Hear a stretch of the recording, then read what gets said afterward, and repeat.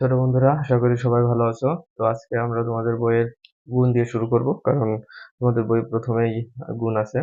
তো আশা করি তোমরা 10 পর্যন্ত নামটা পারো, আর যারা পারো না তারা নিজ দায়িত্বে শিখে নিবা। তো আমরা যেহেতু গুণ শুরু করব, সেহেতু আমাদের নামতাটা অবশ্যই জানা লাগবে। তো গুণের প্রথমে যেটা থাকে সেটাকে আমরা বলি কি গুণ্য, আর পরে যেটা থাকে যেটা দ্বারা গুণ করতে হয় সেটাকে বলি আমরা গুণক, এবং যেটা বের হবে সেটাকে বলছি গুণফল।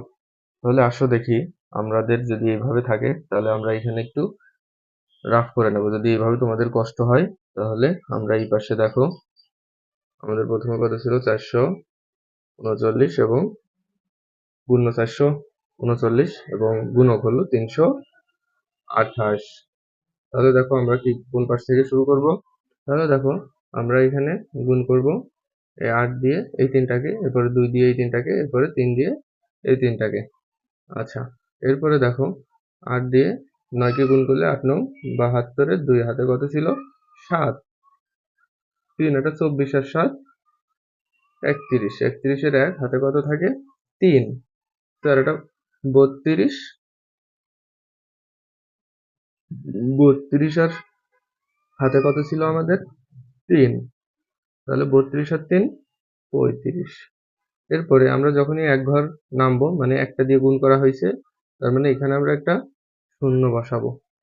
এরপরে দেখো 2 দিয়ে 9 কে গুণ করলে 9 দুগুণী 18, হাতে কত থাকে 1, 3 দুগুণী 6 আর 1 7, এরপরে 4 দুগুণী 8।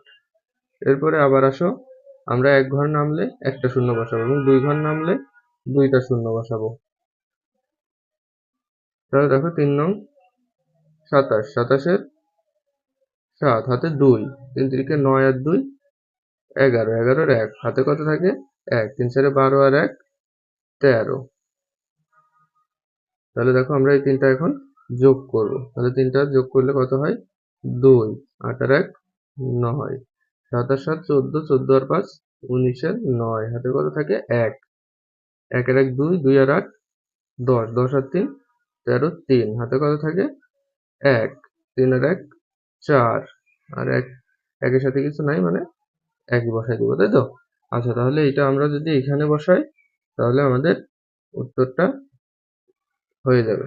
তাহলে এইভাবে তোমরা এইভাবে থাকলে এই পাশে লিখে নিয়ে তারপরে গুণ করে এই পাশে বসাবা, ঠিক আছে।